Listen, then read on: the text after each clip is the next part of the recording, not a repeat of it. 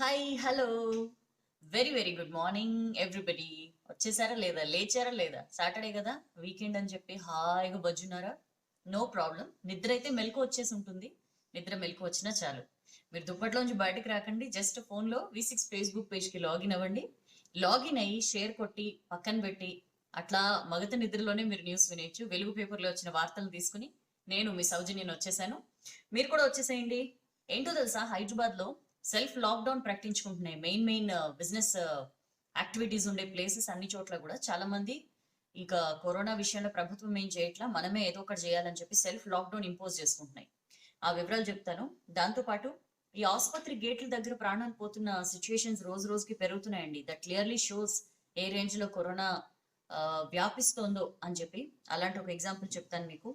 And రాష్ట్రంలో private ల్యాబ్ల టెస్టుల్లో తప్పులు దొరుకుతున్నాయంట. సడన్ గా నిన్న ఆల్ ఆఫ్ ఏ సడన్ రాష్ట్ర ప్రభుత్వం ఇచ్చిన హెల్త్ బులెటిన్ లో బోల్డ్ అనే పేజీలు ఉన్నాయి.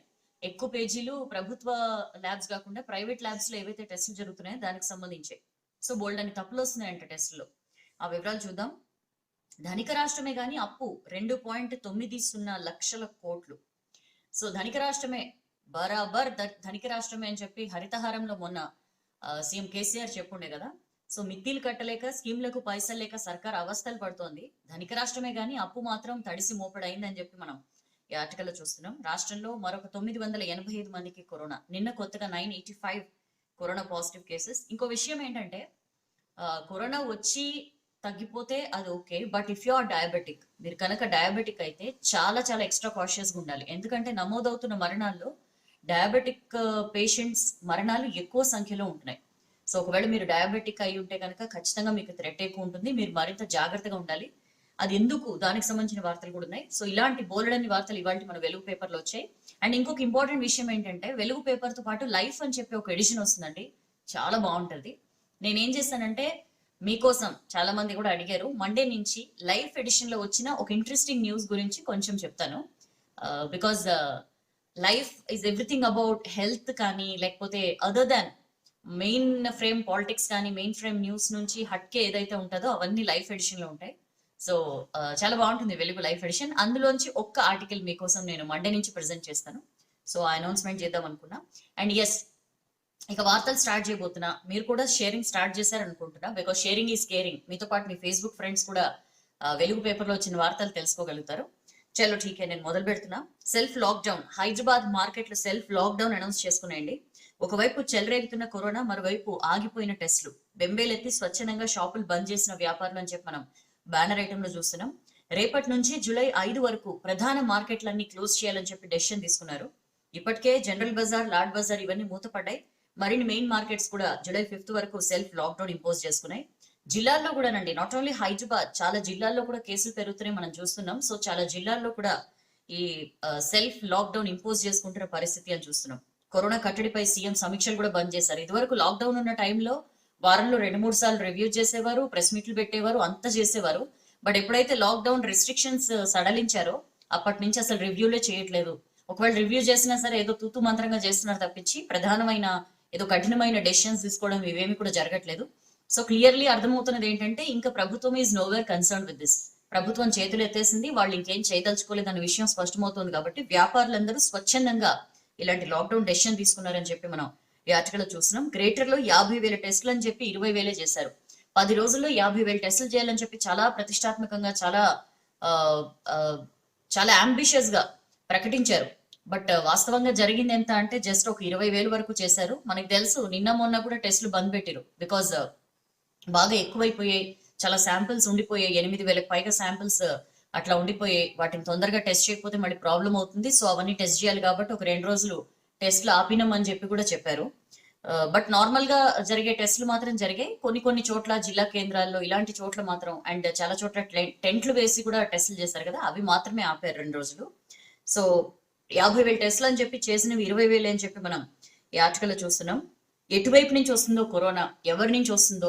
ఎందుకంటే చాలా మార్కెట్లు మనకు తెలుసు, లాక్డౌన్ రెస్ట్రిక్షన్స్ సడలించిన తర్వాత ఏ రేంజ్ లో జనాలు బయటకు వస్తున్నారో, అసలు ఏంటి కరోనా ఉన్నదా అని చెప్పి మనకే డౌట్ వస్తుంది కొన్ని ప్లేసెస్ చూస్తే.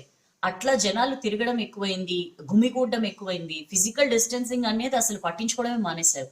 సో ఇలాంటి పరిస్థితుల్లో ఎవరి నుంచి కరోనా వస్తుందో తెలీదు. మనం కరోనా అంటించుకుని వెళ్ళి మన ఫ్యామిలీ మెంబర్స్ ని ఇబ్బందుల్లో పెట్టడం ఎందుకు అని చెప్పి చాలా మంది వ్యాపారులు ఆలోచన చేసి సెల్ఫ్ లాక్డౌన్ ఇంపోజ్ చేయాలి, మనకి ప్రాబ్లం ఉంటది, మన దగ్గర వర్క్ చేసే వర్కర్స్ కి ఇబ్బంది ఉంటుంది కాబట్టి ఇలాంటి రిస్క్ తీసుకోదలుచుకోలేదని చెప్పి మాక్సిమం మార్కెట్లు స్వచ్ఛందంగా లాక్డౌన్ డెసిషన్ తీసుకున్నాయని చెప్పి మనం ఈ ఆర్టికల్లో చూస్తున్నాం. సికింద్రాబాద్ జనరల్ బజార్, సూర్య టవర్స్, ప్యారడైజ్ ప్రాంతాల్లో ఆల్రెడీ ఇప్పటికే అన్ని షాపులు క్లోజ్ అయ్యాయి. జూలై 5 వరకు వీళ్ళు స్వచ్ఛందంగా లాక్డౌన్ పాటిస్తున్నట్లు gold and silver merchant association, Hyderabad కిరాణా మర్చెంట్ అసోసియేషన్స్ ప్రకటించాయి. సో నిన్నటి నుంచి చార్మినార్లోని లార్డ్ బజార్ కూడా బంద్ అయిందండి. తెలుగు రాష్ట్రాల్లో అతిపెద్ద ఎలక్ట్రికల్ మార్కెట్ ట్రూప్ బజార్ కూడా శనివారం నుంచి ఇవాళ నుంచి వచ్చే నెల 5 వరకు మూతపడుతుంది. 3 రోజులు హోల్సేల్ మెడికల్ షాపులు బంద్ చేయాలని చెప్పి కూడా డెసిషన్ తీసుకున్నారు.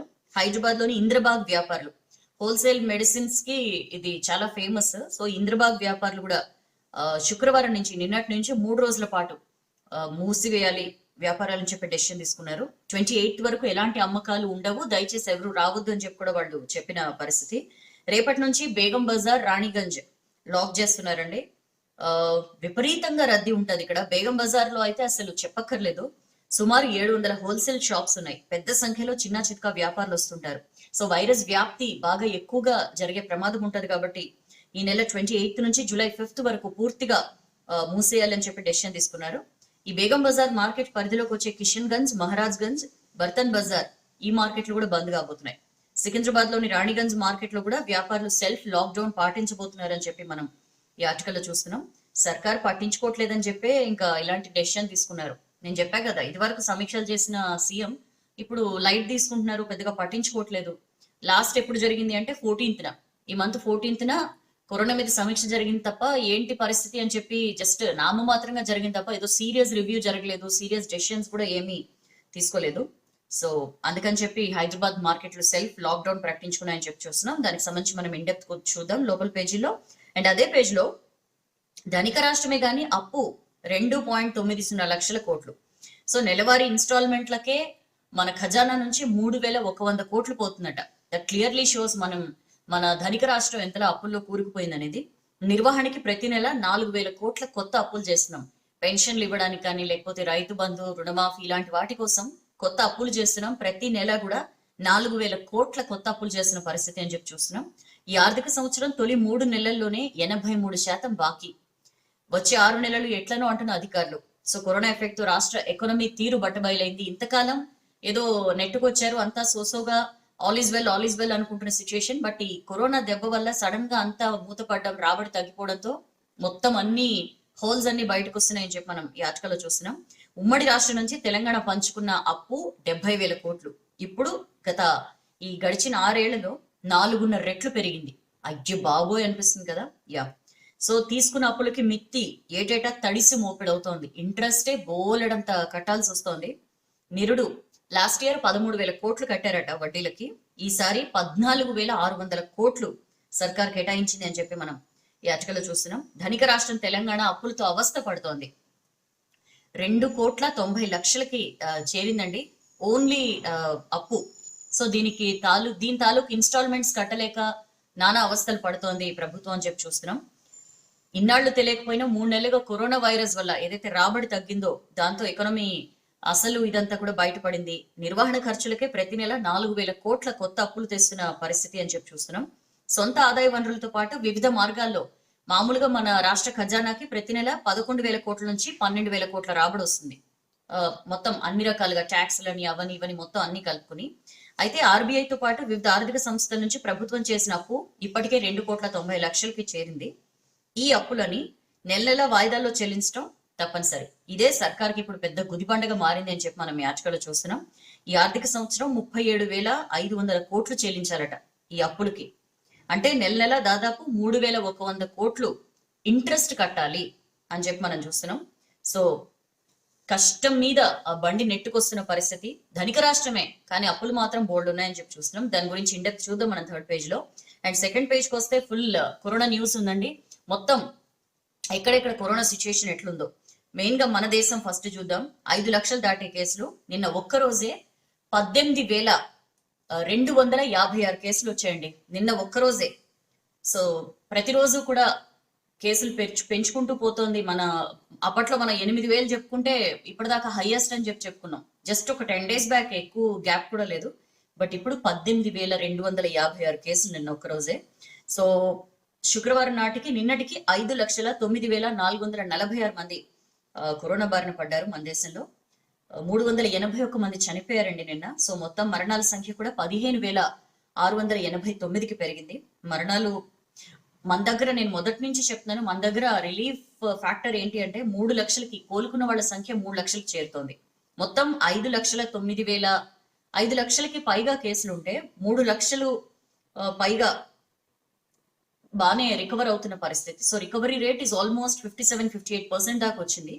అందుకని చెప్పే మన దేశంలో అంత హాహాకారాలు అవి కూడా లేవు. సో మహారాష్ట్ర విషయానికి వస్తే ఒక్కరోజే 5,000, మహారాష్ట్రలో నిన్న ఒక్కరోజే 5,000 కేసులు నమోదైన పరిస్థితి. 5,024 కొత్త కేసులు వచ్చాయి. ఒక రాష్ట్రంలో ఇప్పటిదాకా ఒక్కరోజు ఇన్ని కేసెస్ నమోదవడం ఇదే ఫస్ట్ టైం. సో 1,50,000 దాటిపోయిందండి మహారాష్ట్రలో. 1,52,765 మంది కరోనా సోకింది. 7,106 మంది చనిపోయారు. తమిళనాడులో 3,645, ఢిల్లీలో 3,460 కొత్త కేసులు వచ్చాయి. ఢిల్లీ కూడా తమిళనాడుని క్రాస్ చేసేస్తోంది. సో మొత్తంగా ఢిల్లీలో 77,000కి పైగా కరోనా కేసులు వచ్చాయి. తమిళనాడులో 74,622. సో ఢిల్లీ క్రాస్ చేసింది తమిళనాడుని. ప్రపంచ వ్యాప్తంగా కేసులు 1,00,00,000కి, మరణాలు 5 లక్షలకి దగ్గర అవుతున్నాయి. ప్రపంచ వ్యాప్తంగా ఇదే పరిస్థితుంది. అయితే మొత్తం 97,96,064 మందికి వైరస్ సోకితే 4,93,870 మంది చనిపోయారు. బట్ 52,99,429, అంటే 54%. ప్రపంచ వ్యాప్తంగా కూడా రికవరీ రేట్ 54% ఉంది. మన దేశంలో రికవరీ రేట్ ఇంకా ఎక్కువ ఉంది. సో మొత్తం దేశవ్యాప్తంగా, ప్రపంచ వ్యాప్తంగా కరోనా పరిస్థితి. ఇక అమెరికా ఆగం. మనం అదే పేజ్ లో తీవ్రత పెరిగిన కరోనా కేసులు అని చూస్తున్నాం. వారం రోజులుగా ప్రతిరోజు సగటున 34,000కు పైగా కేసులు అమెరికాలో నమోదవుతున్న సిచ్యుయేషన్. ఈ ఒక్క వారంలోనే 2.39 lakhs అట. అమెరికాలో మామూలుగానే లాక్డౌన్ ఎత్తేయండి, మేము ఊరుకోము, మా వల్ల కావట్లేదు అని చెప్పి ఈవెన్ పిస్టల్స్ అవి పట్టుకొని రోడ్ల మీద తిరిగిన సిచ్యువేషన్. షట్ డౌన్ రిలీజ్ చేయండి అని చెప్పి. సో అంతలాగా వాళ్ళకి ఫ్రీ లైఫ్ అనేది అలవాటు. సో ఇప్పుడు ఇంకా రెస్ట్రిక్షన్స్ అవి ఎత్తేయడంతో మొత్తం అన్ని రకాలుగా కూడా జనాలు చాలా ఫ్రీగా మూవ్ అవుతున్నారు. పబ్స్ ఇలాంటివి కూడా ఓపెన్ చేయడంతో మొత్తం ఇష్టం వచ్చినట్లు, నిన్న కూడా చెప్పుకున్నాం మనం, యూత్ ఏ రకంగా బీచ్ల్లో కానీ లేకపోతే పబ్స్ లో కానీ ఎంజాయ్ చేస్తున్నారో. సో ఈ విపరీతంగా పెరగడం వల్ల ఎక్కడికక్కడ లాక్డౌన్ రెస్ట్రిక్షన్స్ అవన్నీ కూడా సడలించడం వల్ల బాగా కేసులు పెరుగుతున్నాయని చెప్పి మనం ఈ ఆర్టికల్లో చూస్తున్నాం. కరోనా బారిన 25 లక్షల మంది, 1.26 లక్షల మంది చనిపోయారు. ఈ ఒక్క వారంలోనే 2.39 లక్షల కేసులు వచ్చాయండి అమెరికాలో. సో అమెరికా మొత్తం ఆగమవుతున్న సిచ్యుయేషన్. సో గురువారం ఒక్కరోజే 40,184 కొత్త కేసులు వచ్చాయంటే వీ కెన్ అండర్స్టాండ్ సివియారిటీ. ఇప్పటిదాకా ఒక్క రోజులో ఇన్ని కేసులు రావడం ఇదే ఫస్ట్ అట. సో అమెరికా కొంత సెట్ అయింది అని చెప్పి అనుకుంటున్న టైంలో, ఎస్పెషల్లీ ఎపిసెంటర్ న్యూయార్క్, అప్పట్లో ఎపిసెంటర్ అనుకున్నాం, but New York is a bit okay now. ఇప్పుడు అంత కష్టమైన పరిస్థితి లేదు. బట్ మిగిలిన రాష్ట్రాలు, కాలిఫోర్నియా కానీ, టెక్సస్ కానీ, ఫ్లోరిడా, అరిజోనా వంటి రాష్ట్రాల్లో ఇప్పుడు క్రమంగా తీవ్రత పెరుగుతోంది అని చెప్పి మనం ఈ ఆర్టికల్లో చూస్తున్నాం. అరిజోనా తప్ప మిగతా 3 రాష్ట్రాలు, ఇప్పుడు చెప్పిన రాష్ట్రాల్లో మిగతా 3 రోజుకి 5,000కి పైగా కేసులు వస్తున్నాయంట. సో దేశం మొత్తం ఇప్పటిదాకా 2 కోట్ల మందికి వచ్చిండొచ్చు అని చెప్పి అక్కడ సెంటర్ ఫర్ డిసీజ్ కంట్రోల్ అంచనా వేసిందండి. ఇప్పటిదాకా దేశంలో, అమెరికాలో 25,04,676 మంది కరోనా బారిన పడ్డారు. బట్ ఒక అంచనా ఏంటంటే మేబీ ఒక 2 కోట్ల మందికి వచ్చి వెళ్ళిపోయి ఉండొచ్చు కరోనా అని చెప్పి. ఇప్పటిదాకా వెలుగు చూస్తున్న ప్రతి కేసుకు 10 రెట్ల కేసులు ఎక్కువగా ఉండి ఉంటాయని చెప్పి కూడా సిడిసి అంచనా. దానికి సంబంధించిన వార్త. బ్రెజిల్లో బాగా పెరుగుతున్నాయండి కేసులు. బ్రెజిల్ అసలు పెద్దగా మనకి వార్తల్లో లేకుండే బ్రెజిల్, బట్ ఇప్పుడు మాత్రం ఈ దక్షిణ అమెరికా దేశం విపరీతంగా వార్తల్లో కనిపిస్తోంది. మధ్య నుంచి మిడ్ మే నుంచి అక్కడ మొత్తం సిచ్యుయేషన్ మారిపోయిన పరిస్థితి. May 30th ఫస్ట్ ఒక్కసారే 30,000 కేసులు వచ్చాయి ఒక రోజులో. ఇంకా అప్పటి నుంచి ఎక్కడ కూడా వెనక్కి తిరిగి చూసుకోవాలా, కేసులు పెరుగుకుంటూనే పోతున్నాయి. June 19th రికార్డు స్థాయిలో 55,000కు పైగా కేసులు వచ్చాయి. సో ఇప్పటిదాకా 12,33,147 మంది అక్కడ కరోనా బారిన పడ్డారు. 55,000కు పైగా చనిపోయారని చెప్పి చూస్తున్నాం. సో అది అమెరికాకి సంబంధించిన సిచ్యుయేషన్. అండ్ ఏపీ విషయంకి వస్తే ఏపీలో 22,000 టెస్టులు చేశారండి. ఏపీలో టెస్టులు రోజు రోజుకి పెరుగుతున్నాయి. ఏపీలో 22,305 మందికి టెస్టులు చేస్తే 605 మందికి కరోనా పాజిటివ్ వచ్చింది. ఇందులో 570 మంది ఏపీకి చెందిన వాళ్ళే. మిగిలిన స్టేట్స్ నుంచి వచ్చిన వాళ్ళు ఒక 34 మెంబర్స్ ఉన్నారు, ఫారెన్ నుంచి వచ్చిన ఒకరు ఉన్నారని చెప్పి మనం ఇదే ఆర్టికల్లో చూస్తున్నాం. అండ్ గాంధీ సూపరింటెండెంట్ పేషీలో కరోనా కలకలం. ఎన్నో రకాలుగా మెడికల్ ఫీల్డ్ లో ఉన్న వాళ్ళు కరోనా బారిన పడుతున్నారు. నిత్యం కరోనాతో ఫైట్ చేసే వాళ్ళే దాని బారిన పడుతున్న సిచ్యుయేషన్ మనం చూస్తున్నాం. ఇప్పుడు తాజాగా గాంధీ ఆసుపత్రి సూపరింటెండెంట్ పేషీలో కూడా కరోనా కలకలం రేగింది అని చెప్పి ఈ ఆర్టికల్ ఉంది. పేషీలో డ్యూటీ చేసే 2 ఉద్యోగులతో పాటు అడ్మినిస్ట్రేషన్ అకౌంట్స్ డిపార్ట్మెంట్ లో ఒక అధికారికి, ఒక పీజీ డాక్టర్ కి, ఒక నర్స్ కి కరోనా సోకింది అని చెప్పి దీనివల్ల మొత్తం వాళ్ళందరూ కూడా క్వారంటైన్ అయ్యారు. సో దానికి సంబంధించిన వార్త. అండ్ అదే పేజ్ లో హైదరాబాద్ మార్కెట్ల సెల్ఫ్ లాక్డౌన్ మనం చూసాం కదా, ఫస్ట్ పేజ్ ఆర్టికల్, దాని కంటిన్యూషన్. జగదీష్ మార్కెట్ కూడా క్లోజ్ చేయాలని చెప్పి కూడా ఆలోచన చేస్తున్నారండి. మామూలుగా సెల్ ఫోన్స్ అనగానే జగదీష్ మార్కెట్, సో అది కూడా బంద్ అయ్యే అవకాశాలు ఉన్నాయి. ఇవాళ దానికి సంబంధించి జగదీష్ మార్కెట్ అసోసియేషన్ డెసిషన్ తీసుకోబోతోందని చెప్పి చూస్తున్నాం. జిల్లాల్లో కూడా ఇది నాట్ ఓన్లీ హైదరాబాద్ వరకే పరిమితం కాలేదు, జిల్లాల్లో కూడా మొత్తం వ్యాపారాలు బంద్ చేసే ఆలోచన చేస్తున్నారని చెప్పి చూస్తున్నాం. ఇప్పటికే చాలా ఊళ్ళు మన సిటీస్ తో కంపేర్ చేసుకుంటే ఊళ్ళు టౌన్లలో చాలా స్ట్రిక్ట్ గా ఇంప్లిమెంట్ అవుతోందండి. ఒక్క నిమిషం. చాలా స్ట్రిక్ట్ గా ఈ లాక్డౌన్ కానీ ఇవన్నీ ఇంప్లిమెంట్ అవుతున్న పరిస్థితి. వాళ్ళు అంటే సెల్ఫ్ లాక్డౌన్ ఇంపోజ్ చేసుకోవడం ఇవన్నీ మనం చూస్తున్నాం. ఇప్పుడు జిల్లాల్లో కూడా ఈ కరోనా రిలేటెడ్ ఇష్యూస్ వల్ల, కేసులు పెరుగుతుండడం వల్ల జిల్లాల్లో కూడా బంద్ పెట్టాలని చెప్పి ఆలోచన చేస్తున్నారు. పెద్దపల్లి జిల్లా కేంద్రంలో కిరాణా షాపుల్ని ఉదయం 6 నుంచి మధ్యాహ్నం 2 వరకు తెరిచి ఉంచాలని చెప్పి వాళ్ళందరూ కూడా, గవర్నమెంట్ ఏం చేయట్లేదు, ఓన్లీ వాళ్ళే సెల్ఫ్ గా డెసిషన్స్ తీసుకున్నారు. కరీంనగర్ జిల్లాలో కూడా అలానే జరుగుతోంది. శుక్రవారం నుంచి స్వచ్ఛంద లాక్డౌన్ పాటిస్తోంది. కిరాణా, వైన్స్, మెడికల్ షాపులు మాత్రమే ఓపెన్ ఉంటున్నాయని చెప్పి. అండ్ కామారెడ్డి జిల్లాలో మొత్తం అన్ని రకాలుగా జిల్లా కేంద్రాల్లో కూడా సెల్ఫ్ లాక్డౌన్ ఇంపోజ్ చేసుకుంటున్నారని చెప్పి మనం చూస్తున్నాం. విపరీతమైన రద్దీ, వైరస్ భయం. ఈ హైదరాబాద్, సికింద్రాబాద్ పరిసరాల్లో ప్రతిరోజు కూడా వందల సంఖ్యలో కరోనా కేసులు నమోదవుతున్నాయి. రద్దీ ఎక్కువగా ఉండడం, జనం విపరీతంగా బయటకు వస్తుండడం, దీనివల్ల వ్యాపార వర్గాల్లో కూడా ఒక రకమైన టెన్షన్ ఉంది. మనకి ఎక్కడ వస్తుందో, మన ఉద్యోగులకి ఎక్కడ వస్తుందో అని చెప్పి. సో ఇలాంటి టెన్షన్స్ మధ్య వ్యాపారం చేసే కంటే సెల్ఫ్ లాక్డౌన్ ఇంపోజ్ చేసుకోవడం బెటర్ అని చెప్పి వీళ్ళందరూ డెసిషన్ తీసుకున్నారు. అండ్ ఆదివారం నుంచి దాదాపు అన్ని ప్రధాన మార్కెట్లు మూతబడబోతున్నాయని చెప్పి మనం ఈ ఆర్టికల్లో చూడొచ్చు. అండ్ అదే పేజ్ లో సర్కార్ పట్టించుకోకనే గ్రేటర్ పరిధిలో 30 అసెంబ్లీ సెగ్మెంట్లలో 50,000 మందికి టెస్టులు చేయాలని చెప్పి సమీక్షలో డెసిషన్ అయితే తీసుకున్నారు. బట్ ఆ తర్వాత దానికి సంబంధించి పెద్దగా రివ్యూలు జరిగింది లేదు, టెస్టులు జరుగుతున్నాయో లేదో తెలుసుకున్నది లేదు, పెద్దగా పట్టించుకోవట్ల. ఈ టెస్టులు, ట్రేసింగ్, ట్రీట్మెంట్ ఇవన్నీ బంద్ పెట్టారు. ఇలాంటి అనేక కారణాల వల్ల వ్యాపారులే స్వయంగా లాక్డౌన్ పాటించుకోవాల్సిన పరిస్థితి వచ్చింది అని చెప్పి మనం ఈ ఆర్టికల్లో చూస్తున్నాం. రాష్ట్రంలో ప్రైవేట్ ల్యాబ్ల కరోనా టెస్టుల్లో తప్పులు వస్తున్నాయని చెప్పి నిన్నటి హెల్త్ బులెటిన్ లో సర్కార్ పేర్కొందండి. మెయిన్ గా ఏంటంటే కరోనా టెస్టుల విషయంలో రోజు ప్రైవేట్ ల్యాబ్స్ కి పర్మిషన్ ఇచ్చారు కదా, అయితే ప్రభుత్వం అంటున్నది ఏంటంటే కరోనా టెస్టుల విషయంలో ఏవైతే ప్రైవేట్ ల్యాబ్స్ లో టెస్టులు జరుగుతున్నాయో వాళ్ళు నెగటివ్స్ ని కూడా పాజిటివ్స్ అని చెప్పిస్తున్నారు. That is one of the main reasons. మనం వార్తలు కూడా చూసాం కదా, మన రాష్ట్రంలో పాజిటివ్ రేట్ ఎక్కువ ఉంది కంపేర్ టు ఏపీ. నిన్ననే చెప్పాను నేను మీకు, వెలుగు పేపర్ లో వచ్చింది. పాజిటివ్ రేట్ చూస్తే 15 రెట్లు ఎక్కువ ఉంది ఏపీ కంటే అని చెప్పి. సో వీళ్ళు చెప్తున్నది ఏంటంటే ప్రభుత్వం ఒక కమిటీని ఏర్పాటు చేసింది, కమిటీ నివేదిక కూడా ఇచ్చింది. నివేదికలో వాళ్ళు పేర్కొన్న అంశాలు ఏంటంటే ప్రైవేట్ ల్యాబ్స్ లో కరెక్ట్ గా టెస్టులు చేయట్లేదు, వాళ్ళ దగ్గర కరెక్ట్ పీపీఈ కిట్స్ ఉండట్లేదు, వాళ్ళు సరైన ఫెసిలిటీస్ మధ్య టెస్టులు చేయట్లేదు, అండ్ ఇష్టం వచ్చినట్లు టెస్ట్ చేసి నెగిటివ్ రిజల్ట్స్ అంటే తప్పుడు రిజల్ట్స్ ఇస్తున్నారు. కరోనా నెగిటివ్ ఉన్నా సరే పాజిటివ్ అని చెప్పి చూపిస్తున్నారు. అందుకనే విపరీతంగా పాజిటివ్ రేట్ పెరిగిపోతుంది మన రాష్ట్రంలో అని చెప్పి వీళ్ళు ఈ నివేదిక ఇచ్చింది. ఏంటబ్బా ఇంత సడన్ గా ప్రైవేట్ ల్యాబ్స్ లో తనిఖీలు నిర్వహించడం ఏంటి, నివేదికలు ఇవ్వడం ఏంటి అని చెప్పి ఆశ్చర్యం వస్తుంది కదా. మెయిన్ గా ఏంటంటే ప్రైవేట్ ల్యాబ్స్ లో కరోనా టెస్టులు మొదలవగానే చాలా మంది సిమ్టమాటిక్, ఏసిమ్టమాటిక్ ఇట్లా మామూలుగా గవర్నమెంట్ అయితే చెప్పింది చాలా స్ట్రిక్ట్ గా సిమ్టమ్స్ ఉన్న వాళ్ళకే ప్రైవేట్ ల్యాబ్స్ లో టెస్టులు చేయాలి అని చెప్పి. బట్ ఎన్ని పాటిస్తున్నారండి. మామూలుగా తెలిసిన డాక్టర్ తోనో ఒక చీటీ రాయించుకుని కరోనా టెస్ట్ ఇగో ఈ డాక్టర్ రిఫర్ చేశారని చెప్పి వెళ్ళిపోతారు. ప్రైవేట్ ల్యాబ్స్ లో వాళ్ళు టెస్టులు చేసేస్తారు. టెస్టులు చేసిన తర్వాత మనం చూసిన ప్రతి నలుగురిలో ఒకరికి కరోనా పాజిటివ్ గా వస్తుంది కాబట్టి ఆబ్వియస్ గా చాలా మందికి ఎలాంటి సిమ్టమ్స్ లేని వాళ్ళకి కూడా కరోనా డిటెక్ట్ అవుతున్న పరిస్థితి.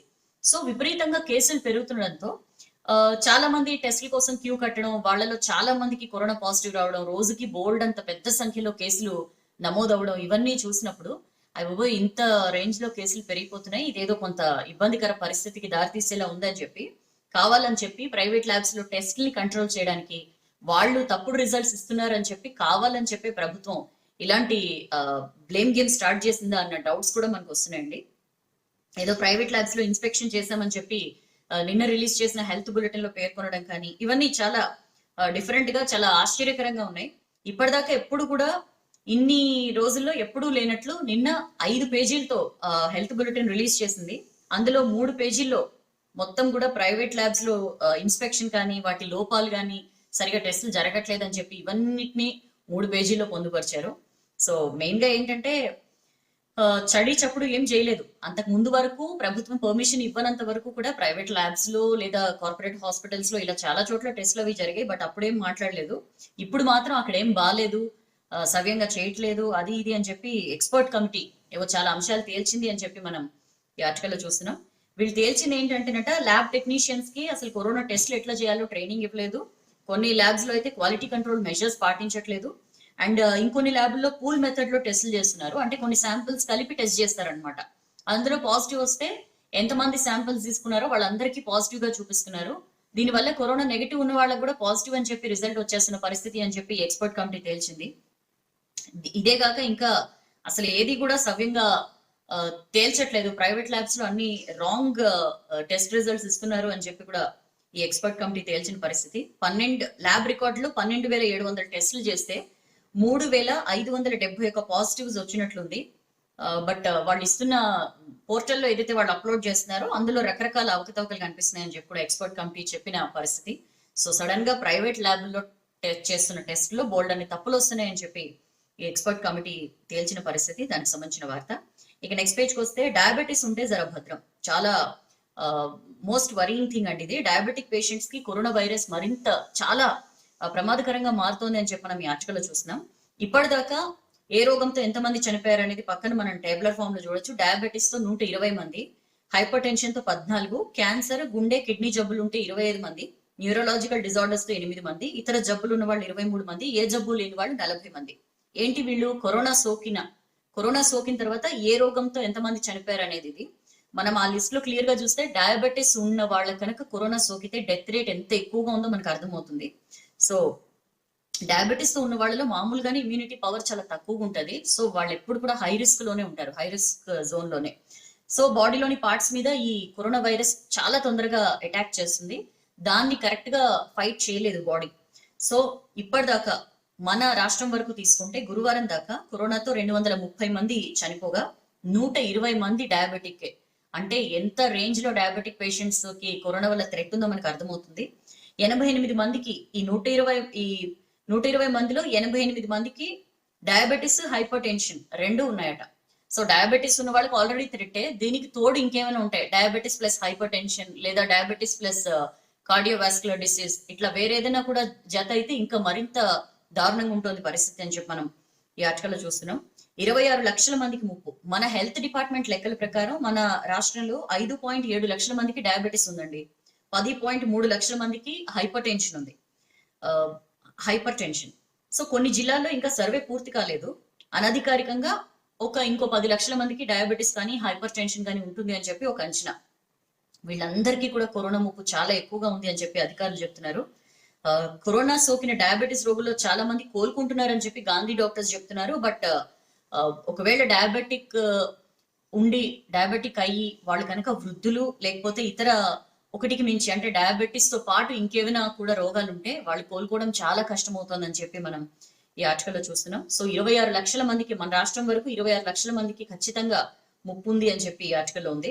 సో డయాబెటీస్ తో పాటు cancer, lung, kidney disease, neurological disorders ఉన్న వాళ్ళలో కరోనా డెత్ రేట్ ఎక్కువగా ఉంటుంది అని చెప్పి చూస్తున్నాం. సో ఈ జబ్బులతో ఎవరైనా సరే ఇలాంటి జబ్బులతో బాధపడుతూ ఏమాత్రం డౌట్ వచ్చినా, ఏమాత్రం సిమ్టమ్స్ ఉన్నా ఇమ్మీడియట్లీ టెస్టులు చేయించుకోవాలి, వెంటనే హాస్పిటల్స్ లో ఉండి ట్రీట్మెంట్ తీసుకోవాలని చెప్పి కూడా మనకి ఆర్టికల్ ద్వారా అర్థమవుతోంది. ఎందుకంటే ఇమ్యూనిటీ పవర్ తక్కువగా ఉండడం, ఇది కాక మనం ఇందాక లిస్ట్ లో చూసాం కదా, ఏ జబ్బు లేని వాళ్ళు 40 మంది చనిపోయారు కరోనా సోకి అని చెప్పి. వీళ్ళు ఎందుకు చనిపోతున్నారు అంటే వాళ్ళకి with in the body immunity power తక్కువగా ఉండడం. ఇంకొకటి ఏంటంటే కరోనా సోకిన తర్వాత ఏదేదో నార్మల్ లే అని చెప్పి నెగ్లెక్ట్ చేయడం, తర్వాత బాగా క్రిటికల్ కండిషన్ కి వచ్చేసిన తర్వాత సడన్ గా హాస్పిటల్కి వెళ్ళడం, అప్పుడు హాస్పిటల్లో సరైన చికిత్స దొరకపోవడం, ఇలాంటి రీజన్స్ వల్ల ఏ జబ్బు లేని వాళ్ళు కూడా చనిపోతున్న పరిస్థితి. అండ్ అదే పేజ్ లో కరోనాతో హెడ్ నర్స్ మృతి చాలా దారుణం అండి. పాపం ఆవిడ ఇంకొక చెస్ట్ హాస్పిటల్లో పనిచేస్తున్న సీనియర్ హెడ్ నర్స్ ప్రాణాలు కోల్పోయారు. ఒక 4 days లో ఆవిడ రిటైర్ కాబోతున్నారు. ఇంతలోకి ఈ విషాదం. 5 రోజుల క్రితం సిమ్టమ్స్ కనిపిస్తే టెస్ట్ చేస్తే పాజిటివ్ వచ్చింది. ఐసోలేషన్ లో పెట్టారు. బట్ శ్వాసకోశ సంబంధిత సమస్య రావడంతో ఇంకా షుగర్ కానీ బీపీ కానీ కంట్రోల్ కాలేదు. ఆవిడ చనిపోయారు. సో హెడ్ నర్సే చనిపోవడంతో మిగిలిన నర్సుల్లో కూడా చాలా భయం కనిపిస్తోందని చెప్పి మనం ఈ ఆర్టికల్లో చూస్తున్నాం. దానికి సంబంధించిన వార్త. అండ్ ఎంతమందికి కరోనా వచ్చిపోయింది. సో కరోనా చాలా మందికి, మనం చాలా సార్లు విన్నాం ఈ మాట, చాలా మందికి కరోనా వచ్చిపోతున్న విషయం కూడా తెలియదు. ఇప్పటికే చాలా మందికి అట్లా వచ్చి తగ్గిపోయి ఉంటది అని చెప్పి. సో ఎంత మందికి ఇట్లా కరోనా వచ్చిపోయిందో తెలుసుకునేందుకు యాంటీబాడీ టెస్టులు చేయాలని చెప్పి రాష్ట్ర ప్రభుత్వం డెసిషన్ తీసుకుందండి. హైదరాబాద్ లోని institute of preventive medicine IPM లో టెస్టులు ప్రారంభించడానికి ఏర్పాట్లు చేస్తోంది. ఇంకొక 4-5 రోజుల్లో ఈ టెస్టులు స్టార్ట్ చేయాలని చెప్పి కూడా డెసిషన్ తీసుకున్నారు. సో దీనివల్ల ఏంటంటే ముందుగా వారియర్స్ కి చేస్తారట యాంటీబాడీ టెస్టులు. డాక్టర్లు, హెల్త్ స్టాఫ్, పోలీసులు, శానిటేషన్ వర్కర్స్, జర్నలిస్టులు వీళ్ళకి చేయాలని చెప్పి డెసిషన్ తీసుకున్నారు. అండ్ అలాగే వైరస్ ముప్పు ఎక్కువగా ఎవరికైతే ఉంటుందో, వృద్ధులు కానీ లేకపోతే చిన్నపిల్లలు కానీ, and especially diabetes and cancer ఇలాంటి కొన్ని కోమార్బిడిటీస్ ఎవరికైతే ఉంటాయో, దీర్ఘకాలిక వ్యాధులు, వీళ్ళకి మెయిన్ గా టెస్టులు చేయాలని చెప్పి డెసిషన్ తీసుకున్నారు. దీనివల్ల ఏంటంటే అసలు ఎట్లుంది కరోనా వ్యాప్తి అనేది ఒక అండర్స్టాండింగ్ రావచ్చు. ఎట్లా చేస్తారు టెస్టులు? మామూలుగా కరోనా మన బాడీలో ప్రవేశించగానే దాన్ని ఫైట్ చేయడానికి మన రోగనిరోధక శక్తి దాంతో పోరాడుతుంది. వైరస్ సోకిన 4-5 రోజుల తర్వాత ముందుగా యాంటీబాడీస్ ఉత్పత్తి అవుతాయి. ఇవే వైరస్ ని నాశనం చేసేందుకు కొట్లాడుతూ ఉంటాయి. ఇలా ముందుగా ఉత్పత్తి అయ్యే యాంటీబాడీస్ ని IgM యాంటీబాడీస్ అని పిలుస్తారట. ఇవి ఒక 22 days వరకు మన బాడీలో ఉంటాయి. ఈ 22 days తర్వాత IgG యాంటీబాడీస్ ఉత్పత్తి అవుతాయి. ఈ IgG యాంటీబాడీస్ 6 నెలల వరకు మన బాడీలో ఉంటాయట. సో రక్తంలోని సీరం ని టెస్ట్ చేస్తారు. దీనివల్ల IgM, IgG యాంటీబాడీస్ ఉన్నది లేనిది తెలుసుకుంటారట. ఒకే టెస్ట్ తో రెండింటిని పరీక్షించవచ్చు. IgM యాంటీబాడీస్ మాత్రమే ఉన్నట్లు తేలితే వీళ్ళకి జస్ట్ మేబీ కరోనా వచ్చి ఒక 10 రోజులే అయ్యి ఉండొచ్చు అని చెప్పి ఒక అండర్స్టాండింగ్ వస్తారు. లేదు IgG కూడా, IgM తో పాటు IgG యాంటీబాడీస్ కూడా ఉంటే మేబీ ఒక 10 నుంచి 25 రోజులు అయ్యి ఉంటుందని చెప్పి లెక్క తీస్తారనమాట. కేవలం IgG యాంటీబాడీస్ మాత్రమే వస్తే వైరస్ వచ్చి పూర్తిగా నయం అయిపోయినట్లే అర్థం చేసుకోవచ్చు అని చెప్పి తెలుస్తోంది. సో త్వరలోనే 4-5 రోజుల్లో ఈ టెస్ట్ స్టార్ట్ చేయాలని చెప్పి రాష్ట్ర ప్రభుత్వం ఆలోచన చేస్తోంది. అండ్ అదే పేజ్ లో రేపు రాష్ట్రానికి సెంట్రల్ టీం ఎట్లుంది, కరోనాకు సంబంధించి చర్యలు తీసుకుంటున్న చర్యలు ఎలా ఉన్నాయి అనేది పర్యవేక్షించడానికి సెంట్రల్ టీం రాబోతోందండి. 2 రోజుల పాటు క్షేత్రస్థాయిలో ఇక్కడ పరిశీలన చేయబోతోంది. మహారాష్ట్ర, గుజరాత్ లో ఒక్కొక్క రోజు పర్యటిస్తున్నారు. బట్ మన దగ్గర మాత్రం ఒక 2 రోజులు ఈ సెంట్రల్ టీం పర్యటించబోతోంది. 26th నుంచి 29th వరకు 3 రాష్ట్రాల్లో పర్యటించబోతోంది. అందులో భాగంగా మన రాష్ట్రానికి కూడా రాబోతున్నారు. అండ్ దానికి సంబంధించిన వార్త. అండ్ అదే పేజ్ లో సెలూన్ ను మార్చిండు ఐసోలేషన్ సెంటర్ గా. ప్రతి సంక్షోభం కూడా, ప్రతి క్రైసిస్ కూడా ఒక ఆపర్చునిటీ ఇస్తుంది అని చెప్పి మనం చాలా సార్లు వినుంటాం. సో ఈ వార్త చూస్తే అది నిజమే అనిపిస్తుంది. యాక్చువల్లీ ఒక సెలూన్ ఉంది అతనికి, బ్యూటీ సెలూన్. అది కరోనా టైంలో ఏ రకంగా సెలూన్లు అవి మూతపడ్డాయి మనకు తెలుసు. ఇప్పుడు తెరిచినా సరే చాలా మంది సెలూన్స్ కి వెళ్ళాలన్నా కూడా భయపడుతున్న పరిస్థితి. సో సెలూన్ లో ఏదైతే ఫేషియల్స్ అవి చేయడానికి విడిగా ఉంటుంది, విడిగా సెక్షన్స్ ఉంటాయి, అటాచ్డ్ బాత్రూమ్ ఉంటది, అన్ని రకాలుగా వాళ్ళు పెద్ద పెద్ద సెలూన్స్ లో ఏర్పాట్లు చేసుకుంటారు. సో కరోనా వల్ల వ్యాపారం చాలా డల్ అయిపోయింది కాబట్టి దీన్ని ఈ సెలూన్ ఓనర్ ఒక మంచి బిజినెస్ ఐడియా వేశాడు. ఏం చేశాడంటే దాన్ని ఐసోలేషన్ వార్డ్స్ గా మార్చేశాడు అనమాట. ఈ సెలూన్ లో ఉన్న ప్రతి రూమ్ ని కూడా అటాచ్డ్ బాత్రూమ్ ఉంటది, వైఫై, హాట్ వాటర్ పెట్టించాడు, 24 గంటలు ambulance transportation, medicine delivery, news papers ఇవన్నీ కూడా ప్రొవైడ్ చేస్తున్నారు. ఇవే కాక డాక్టర్ కన్సల్టేషన్ తో ఫుడ్ కూడా అందిస్తున్నారట. సో ఆన్లైన్ ఫిజిషియన్ కన్సల్టేషన్ కూడా అందుబాటులో ఉంచారు. అన్నిటికీ గాను ఒక్కొక్క రూమ్ కి 10,000 ఛార్జ్ చేస్తుండట. గురువారమే ఈ సెంటర్ స్టార్ట్ అయింది. ఒక 48 hours లోనే అన్ని రూమ్స్ బుక్ అయిపోయాయని చెప్పి చూస్తున్నాం. మరిన్ని రూమ్స్ ఏర్పాటు చేస్తామని చెప్పి ఓనర్ సంపత్ కుమార్ చెప్తున్న పరిస్థితి. సో ఇలా ప్రతి క్రైసిస్ లోను కూడా ఒక ఆపర్చునిటీ వెతుకునే ప్రయత్నం చేస్తున్నారు. That's a wonderful idea. దానికి సంబంధించిన వార్త. అండ్ కరోనా పేషెంట్లకి ప్లాస్మా థెరపీ చేయాలి అని చెప్పి కాంగ్రెస్ నేత గూడూరు నారాయణ రెడ్డి ప్రభుత్వానికి సూచిస్తున్నారండి. మనకు తెలుసు ఈయన కరోనా బారిన పడ్డారు. ఇప్పుడు ఎవ్రీథింగ్ ఈస్ ఫైన్, ఆయన డిశ్చార్జ్ అయ్యారు.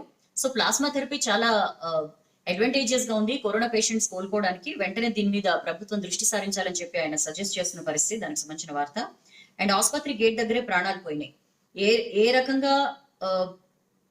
రకంగా కరోనా బారిన పడి ప్రాణాలు కోల్పోతున్నారో ప్రజలు మనం చూస్తున్నాం. ప్రతి 2 రోజులకు ఒకసారి మనం ఇలాంటి ఒక ఘటన గురించి వింటున్నాం. ఒక ప్రభుత్వ, ప్రైవేట్ 2 హాస్పిటల్స్ నిర్లక్ష్యానికి మరో మహిళ బలైంది అని చెప్పి ఆర్టికల్లో చూస్తున్నాం. ఎన్ని డబ్బులైనా పెట్టుకుంటాం, బతికించండి అని చెప్పి ప్రాధేయపడ్డా సరే ఇటు ప్రభుత్వ హాస్పిటల్స్ కానీ ఇటు ప్రైవేట్ హాస్పిటల్స్ కానీ కనికరం చూపలేదు. రిజల్ట్ ఏంటంటే ఆమె ప్రాణాలు కోల్పోయిందని చెప్పి వాళ్ళ అల్లుడు చెప్తున్న పరిస్థితి. 2 రోజుల్లో 6 హాస్పిటల్స్ కి తిరిగి ట్రీట్మెంట్ అందక దమ్మాయిగూడకు చెందిన సత్యమ్మ అనే మహిళ 55 ఇయర్స్ ఈవిడ శుక్రవారం కోటి ప్రభుత్వాసుపత్రి గేట్ దగ్గరే కన్ను మూసింది. అందరూ కలిసి ఆమె ప్రాణాలు తీశారు అని చెప్పి అల్లుడు సత్యనారాయణ ఆవేదన వ్యక్తం చేస్తూ చెప్పిన పరిస్థితి. ఈ నెల 22న వాళ్ళ మామ చనిపోయిండు. ఆ తర్వాత అంతలోనే అత్తమ్మ సిక్ అయింది. 24న ఏశ్రావు నగర్ నుండి హాస్పిటల్ కి తీసుకెళ్లాం, కరోనా లక్షణాలు ఉన్నాయని చెప్పి వేరే హాస్పిటల్ కి వెళ్ళాలని చెప్పారు. ఆ రోజు ఇంటికి వెళ్ళిపోయి గురువారం పొద్దున తెలిసిన డాక్టర్ దగ్గరికి తీసుకెళ్తే కరోనా లక్షణాలు ఉన్నాయి, గాంధీకి తీసుకెళ్ళండి అని చెప్పారు. ఆ తర్వాత ప్రైవేట్ ఆసుపత్రికి వెళ్ళమని చెప్పారు. అక్కడికి వెళ్తే సికింద్రాబాద్ లో ఒక ప్రైవేట్ హాస్పిటల్కి వెళ్తే వెంటిలేటర్స్ ఫుల్ అయ్యాయి, వేరే దగ్గరికి వెళ్ళమని చెప్పారు. ఆ తర్వాత గాంధీకి వెళ్తే గాంధీ గేటు దగ్గరే ఆపేశారు. పాజిటివ్ వచ్చిన రిపోర్ట్ ఉంటేనే గాంధీలో చేర్చుకుంటామని చెప్పి వాళ్ళు చెప్పారు. కింగ్ కోటికి వెళ్ళాలన్నారు. అక్కడికి వెళ్తే వాళ్ళేమో ఏదో ఒక స్లిప్ ఇచ్చేసి వెళ్ళండి గాంధీలో చేర్చుకుంటారని చెప్పారు. ఇట్లా రకరకాలుగా ఇటు కాదు అటు, అటు కాదు ఇటు అని చెప్పి తిప్పి తిప్పి తిప్పి కాళ్ళు పట్టుకున్నా సరే, కార్పొరేట్ హాస్పిటల్లో అయితే కాళ్ళు పట్టుకున్నా సరే కనికరించలేదు. శుక్రవారం బెడ్ ఖాళీ అవుతుంది అప్పుడు తీసుకురండి అని చెప్పి నోట్ చేసుకుని పెట్టారు, నెంబర్ ఇచ్చారు అని చెప్పి చాలా దారుణంగా చాలా ఆవేదన భరితంగా అతను చెప్పిన పరిస్థితి. వెంటిలేటర్ పెట్టాలి, ఆమె సిచ్యుయేషన్ చూసే వాళ్ళు వెంటిలేటర్ పెట్టాలి కానీ ఖాళీగా లేవు, వేరొకళ్ళు వెంటిలేటర్ తీసేసి మీకు పెడతామా అని చెప్పి కూడా ఇట్లా రకరకాలుగా మాట్లాడారు. ఆ తర్వాత కోటి దగ్గరికి వెళ్ళి కోటి హాస్పిటల్ దగ్గర గేటు దగ్గరే గంటన్నర ఉన్నాం. 2 డాక్టర్లు వచ్చి అంబులెన్స్ లో ఉన్న అత్తమ్మని చూశారు. అప్పటికే అత్తమ్మ చనిపోయింది అని చెప్పి చాలా ఇంకేం చేసేది లేక అట్నుంచి అటే అంత్యక్రియలకి శ్మశానానికి తీసుకెళ్లి అంత్యక్రియలు చేశాము. ఇంత నిర్లక్ష్యం ఏంటి, ఆసుపత్రి గేట్ దగ్గరే ప్రాణాలు పోవడం ఏంటి అని చెప్పి చాలా ఆవేదన భరితంగా అతను చెప్పిన సిచ్యుయేషన్. ఇట్స్ బీన్ హ్యాపెనింగ్ అండి, చాలా చోట్ల కనిపిస్తోంది. కరెక్ట్ టైంలో కరోనాకి సంబంధించి టెస్టింగ్ చేయకపోవడం వల్ల జరుగుతున్న ప్రాబ్లమ్స్ ఇవన్నీ మనకు క్లియర్ గా కనిపిస్తోంది. అండ్ అదే పేజ్ లో చిట్ట చివరి కార్మికుడు ఇల్లు చేరే వరకు ఆర్డర్లు ఇస్తూనే ఉంటాం.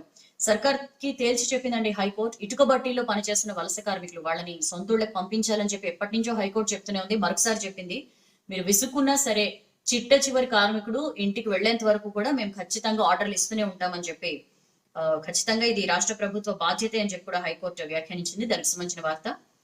నెక్స్ట్ పేజ్కి వద్దాం. ధనిక రాష్ట్రమే గానీ అప్పు 2,90,00,000.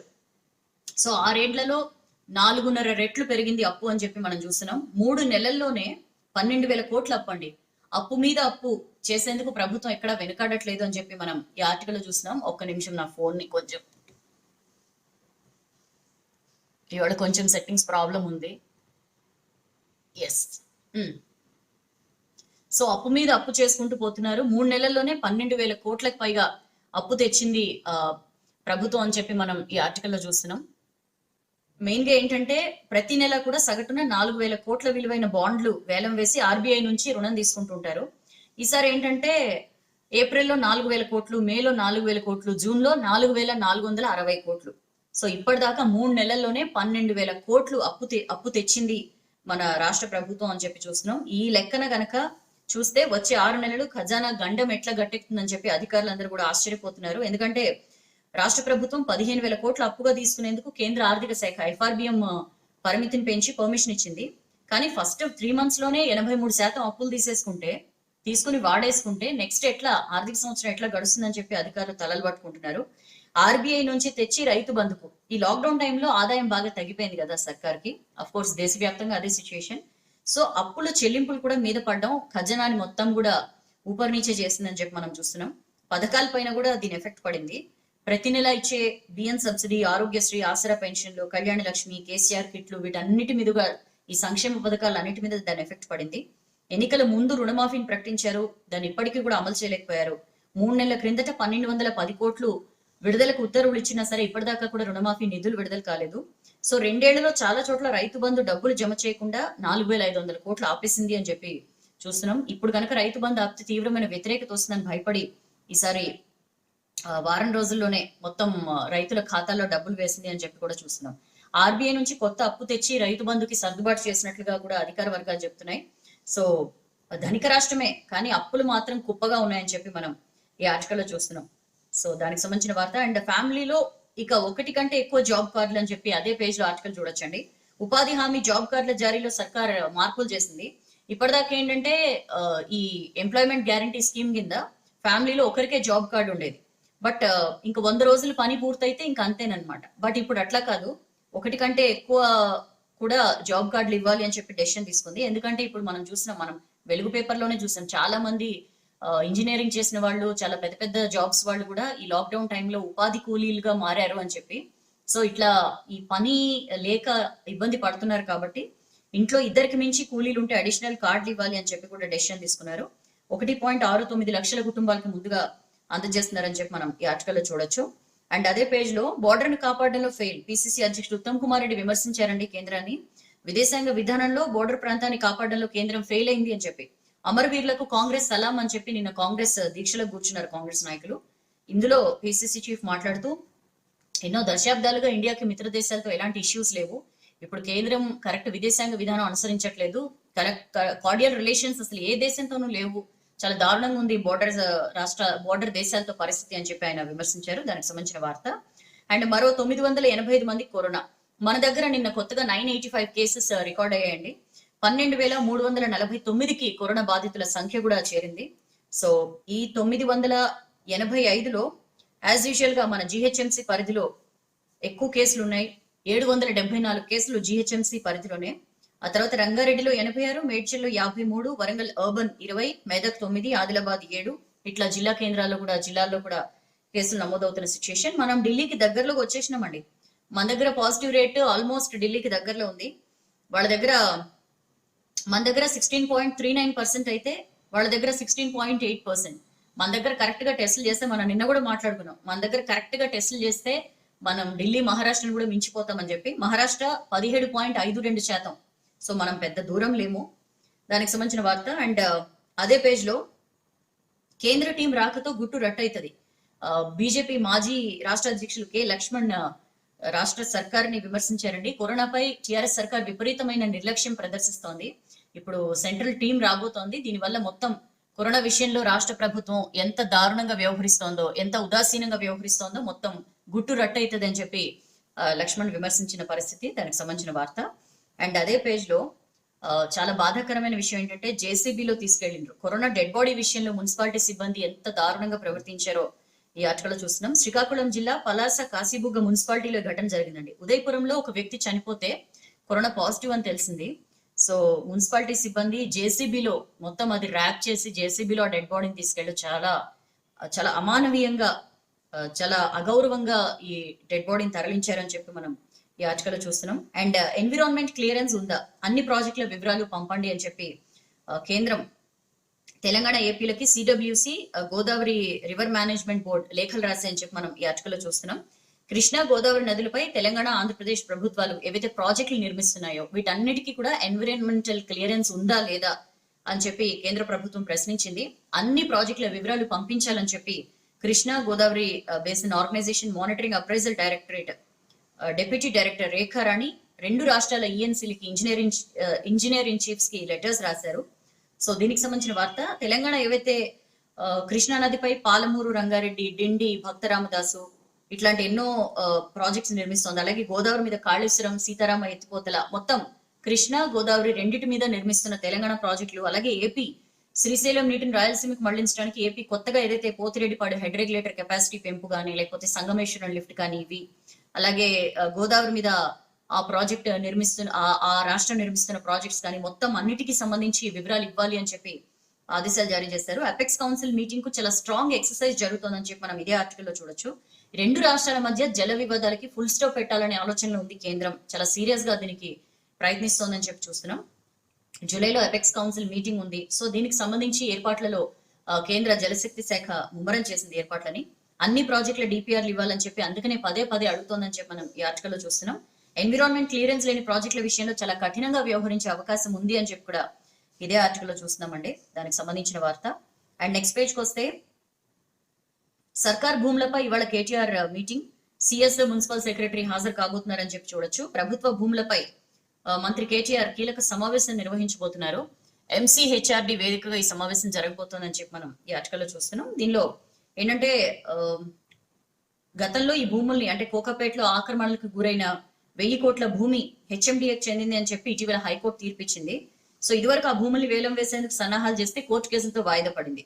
ఇదే తరహాలో గ్రేటర్ పరిధిలో ఏవైతే పెద్ద ఎత్తున భూముల కబ్జాలు ఆక్రమణలకు ఏవైతే గురయ్యాయో భూములు వీటికి సంబంధించి వేలంపై ప్రభుత్వం ఆలోచన చేస్తోంది. దానికి సంబంధించి మీటింగ్ జరగబోతోందని చెప్పి మనం ఈ ఆర్టికల్లో చూస్తున్నాం.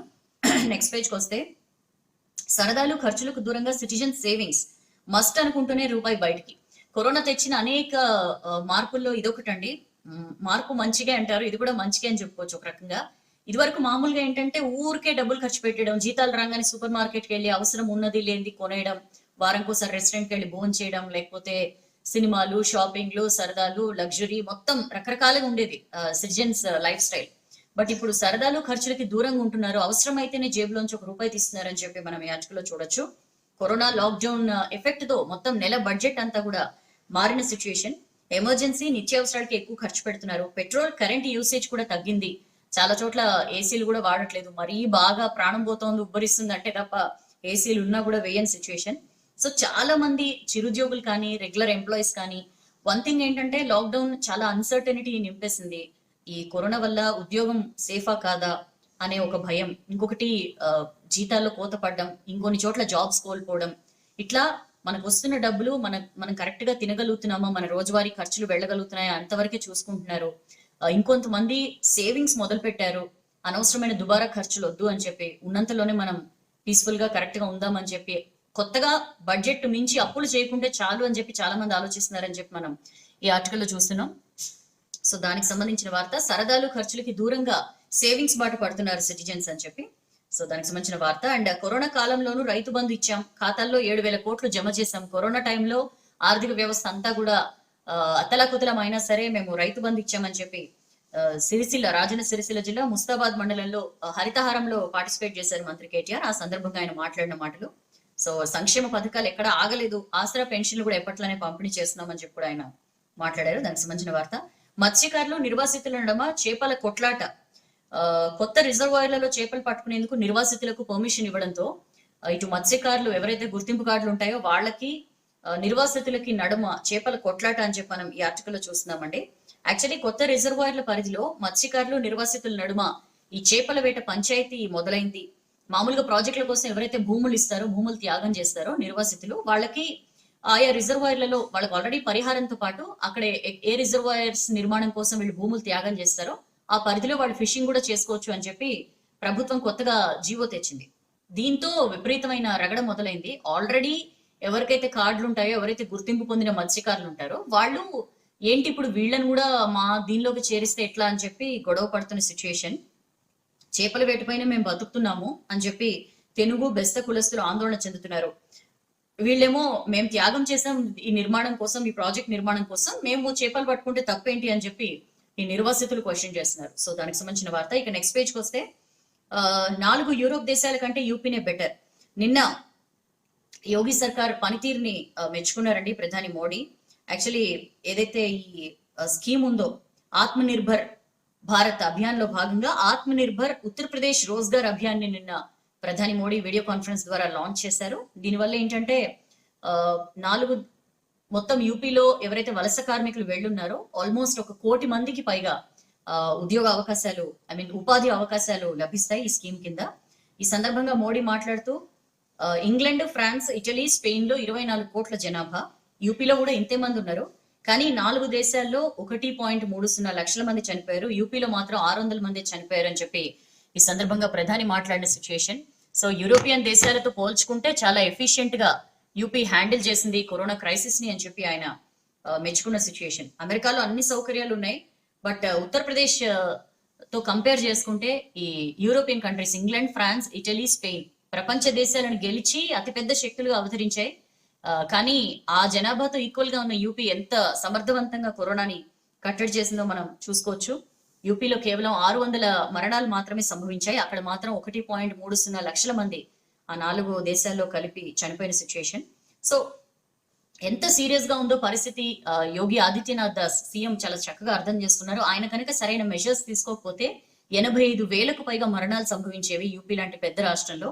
బట్ చాలా ఎఫిషియెంట్ గా ఆయన కంట్రోల్ చేశారని చెప్పి పొగిడారు. అండ్ ఉత్తరప్రదేశ్ లో 125 రోజుల కార్యక్రమం, ఈ ఆత్మనిర్భర్ ఉత్తరప్రదేశ్ రోజ్గార్ అభియాన్ కింద ఈ వలస కార్మికులకి 125 రోజులు పని కల్పించే పథకం అండి ఇది. దీన్ని ఈయన లాంచ్ చేశారు. మోడీ ఇంకో మాట కూడా చెప్పారు, వ్యాక్సిన్ వచ్చేదాకా జాగ్రత్తలే మెడిసిన్లు అని చెప్పి. సో ఫిజికల్ డిస్టెన్సింగ్, మాస్క్ ఇవేమి మర్చిపోద్దు అని చెప్పి పదే పదే చెప్పారు. అండ్ అదే పేజ్ లో గౌహతిలో లాక్డౌన్, 2 వారాల పాటు గౌహతిలో లాక్డౌన్ విధిస్తున్నట్లుగా డెసిషన్ తీసుకున్నారండి. అసోం అంతటా కూడా రాత్రిపూట కర్ఫ్యూ కొనసాగబోతోంది అని చెప్పి మనం చూస్తున్నాం. లాక్డౌన్ కి సంబంధించి చాలా చోట్ల పరిస్థితి దిగజారుతుండడంతో, అంటే కరోనా తర్వాత లాక్డౌన్ రెస్ట్రిక్షన్స్ ఇవన్నీ సడలించిన తర్వాత పరిస్థితులు మారిపోతున్న సిచ్యుయేషన్. అందుకని చెప్పి ఒక 2 వారాల పాటు అసోం అంతటా కూడా గౌహతిలో ఎస్పెషల్లీ లాక్డౌన్ పాటించాలి అని చెప్పి డెసిషన్ తీసుకున్నారండి. 2 వారాల పాటు లాక్డౌన్ విధిస్తూ నిన్న డెసిషన్ తీసుకున్నారు. ఈ ఆదివారం అర్ధరాత్రి నుంచి, అంటే రేపు అర్ధరాత్రి నుంచి లాక్డౌన్ స్టార్ట్ అవుతుంది. ఈ లోపల జనాలకి ఏమైనా కావాలంటే, నిత్యావసరాలు కానీ లేకపోతే ఇంకేమైనా షాపింగ్ రిలేటెడ్ ఏమైనా కావాలంటే వెంటనే వాటిని కొనుక్కుని అరేంజ్ చేసుకోండి అని చెప్పి ప్రభుత్వం చెప్పింది. ఈ లాక్డౌన్ టైంలో ఫార్మసీలు, హాస్పిటల్స్ మాత్రమే తెరవబోతున్నాం, మిగిలినవి ఏవి కూడా ఎట్టి పరిస్థితుల్లో తెరిచే ఛాన్సే లేదని చెప్పి కూడా డెసిషన్ తీసుకున్నారు. దానికి సంబంధించిన వార్త. ప్రయాణాలు చేసేవారు ఎయిర్ లేదా రైల్ టికెట్లని పాస్ గా చూపించాల్సి ఉంటుంది అని చెప్పి కూడా చెప్పారు. సో ఇదిలా ఉంటే వచ్చే వారం నుంచి గుర్గావ్లో మాల్స్ రీఓపెన్ చేయబోతున్నట్టు హర్యానాలోని గుర్గావ్లో కొన్ని చోట్ల పరిస్థితులు చేజారిపోయిన తర్వాత మళ్ళీ లాక్డౌన్ పెట్టుకుంటుంటే కొన్ని చోట్ల మళ్ళీ అన్ని తెరుస్తున్న పరిస్థితి. గుర్గావ్లో మాల్స్ ఓపెన్ చేయబోతున్నారట. అండ్ రేపటి నుంచి మహారాష్ట్రలో సెలూన్లు రీఓపెన్ చేయబోతున్నారని చెప్పి కూడా డెసిషన్ చూస్తున్నాం. అండ్ బెంగళూరులో లాక్డౌన్ ఉండదని చెప్పి సీఎం యడ్యూరప్ప క్లారిటీ ఇచ్చారండి. ఎక్కడైతే మేము కంటైన్మెంట్ జోన్స్ గా ప్రకటించామో అక్కడ మరింత స్ట్రిక్ట్ గా లాక్డౌన్ అమలు చేస్తాం తప్పించి మొత్తం అంతా లాక్డౌన్ పెట్టే ఆలోచన లేదు అని చెప్పి నిన్న ఆయన ఆల్ పార్టీ మీటింగ్ లో క్లారిటీ ఇచ్చారు. అండ్ జూలై 15 వరకు ఇంటర్నేషనల్ ఫ్లైట్స్ బంద్. వచ్చే నెల 15 వరకు కమర్షియల్ ఇంటర్నేషనల్ ఫ్లైట్ సర్వీసులు ఉండవు. సో ఇంటర్నేషనల్ ఫ్లైట్స్ ఎప్పుడు మొదలవుతాయని చెప్పి చాలా మంది చాలా ఆతృతగా ఎదురు చూస్తున్నారు. బట్ ఇప్పట్లో ప్రారంభించే అవకాశం లేదు. జూలై 15 వరకు కూడా ఉండదు. ఒకవేళ అప్పుడు పరిస్థితిని బట్టి అప్పుడు ఆలోచన చేయొచ్చు అని చెప్పి డెసిషన్ తీసుకున్నారు. అండ్ లాకప్ డెత్ పై తమిళనాట నిరసనలు. లాక్డౌన్ రూల్స్ బ్రేక్ చేశారని చెప్పి ఒక మొబైల్ షాప్ ఓనర్, అతని కొడుకు జైరాజ్ బెనిక్స్, వీళ్ళిద్దరిని అరెస్ట్ చేశారు పోలీసులు. అయితే 22న తండ్రి, ఆ మరుసటి రోజే కొడుకు చనిపోయారండి. వీళ్ళని అరెస్ట్ చేసి లాకప్ డెత్ కి దారి తీసేలాగా విపరీతంగా వీళ్ళని చిత్రహింసలు పెట్టారు.